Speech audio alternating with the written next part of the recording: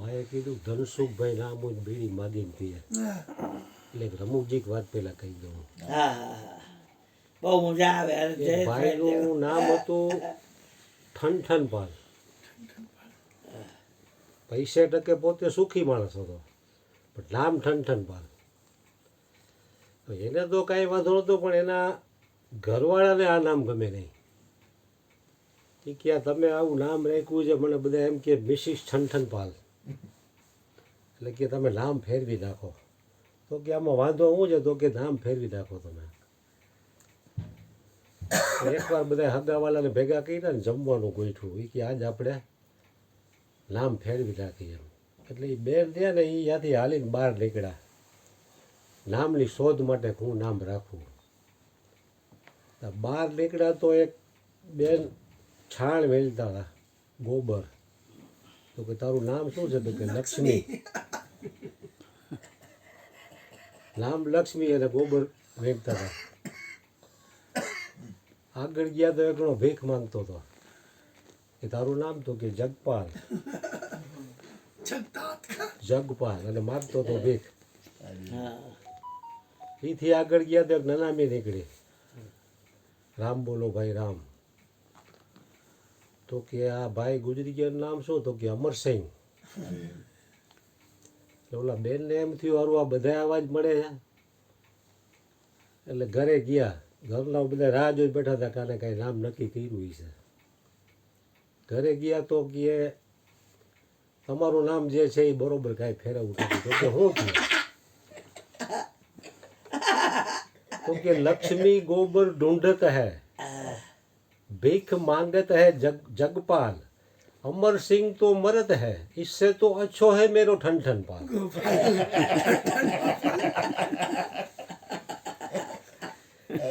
इससे तो अच्छो है मेरो ठनठनपाल.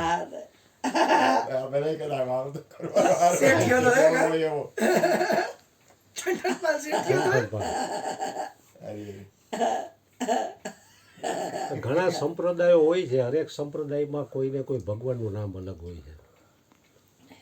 જેમ હવેલીમાં જતા હોય તેમ કે જય શ્રી કૃષ્ણ, બ્રહ્માકુમારીમાં જાય તો ઓમ શાંતિ, બગદાણામાં જાય તો એમ કે બાપા સીતારામ, જીજ્ઞેર દાદામાં જાય તો કે રાધે રાધે, મોરારી બાપુમાં જય સિયારામ, દાદા ભગવાનમાં જય સચ્ચિદાનંદ. આવા જેટલા જેટલા જેમાં કોઈને કોઈ અલગ નામ હોય. બાપુ ડાયરો હોય તો જય માતાજી. જય માતાજી. આપણે એક બીજા ભેગા થઈ તો એમ કે જય ભગવાન. આ ભાઈ આની પહેલાં પ્રશ્ન કર્યો તો જય ભગવાન એટલે શું? આની પહેલાં તમે 4 વગેરે હતા ને ત્યાં, પણ ત્યાં તમે લોકો 120ની સ્પીડમાં બોલવામાં તો કોઈને વચ્ચે બોલવાનો સ્ટેપ જ નહોતો. હું 1 વાગે વિયો ગયો, તમે તેથી 4 વગાડ્યા. એટલે જય ભગવાન એટલે મેં એક સત્સંગમાં સાંભળેલી વાત કરું છું. જય ભગવાન ભય એટલે ભરણ પોષણ જેની સત્તાથી થાય છે. જીવ માત્રનું ભરણ પોષણ એની સત્તાથી થાય છે. ભગવાનની સત્તા વિના કોઈનું ભરણ પોષણ થઈ શકે નહીં. ભય એટલે ભરણ પોષણ જેની સત્તાથી થાય છે. ગ એટલે ગમન આવાગમન જેની સત્તાથી થાય છે. રાતે સૂતા હોય જો ડોકીમાં રક્ત થઈ જાય તો ઊભું થવાનું તેવડ ન રહી જાય. ઘણાને પથારીમાં સૂતા સૂતા એટેક આવી જાય છે. કારણ કે ગમન આવાગમન એની સત્તા વગર થઈ શકે નહીં. વ એટલે વાણીનું ઉદ્ગમ સ્થાન છે. કોઈ પણ પ્રકારની વાણી એની સત્તા વગર તમે બોલી ન શકો. કે બાપુજી હવે અવાચક થઈ ગયા છે. તમામ પ્રકારના ડૉક્ટરી પ્રયાસો કરી લીધા હોય તો એ બોલી ન શકે. ભય એટલે ભરણ પોષણ જેની સત્તાથી થાય છે. ગ એટલે ગમન આવાગમન જેની સત્તાથી થાય છે. વ એટલે તમામ પ્રકારની વાણીનું જે ઉદ્ગમ સ્થાન છે એના વગર તમે કોઈ વાણી બોલી ન શકો. ન એટલે ન દેખાતો હોવા છતાં એના વિના કાંઈ થઈ શકતું નથી.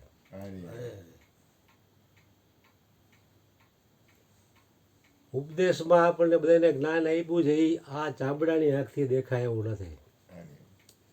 છતાંય ન દેખાતો હોવા છતાં એના વિના કાંઈ થઈ શકે નહીં.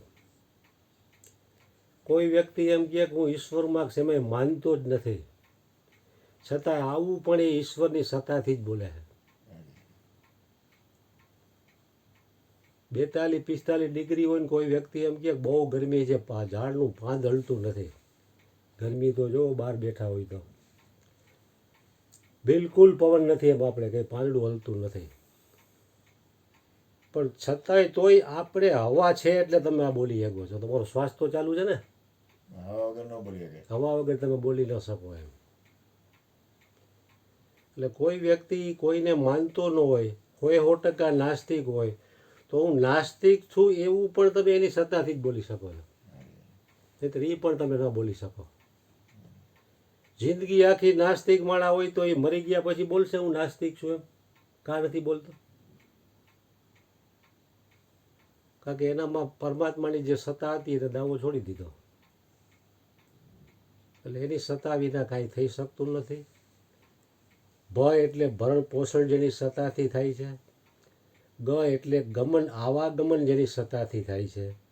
વ એટલે તમામ પ્રકારની વાણીઓનું જે ઉદ્ગમ સ્થાન છે.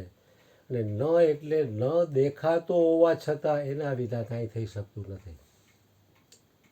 એના વિના કાંઈ થઈ શકતું નથી, પણ દેહ અભિમાનના કારણે માણસ હું કરે છે કે મારાથી કાંઈક થાય છે.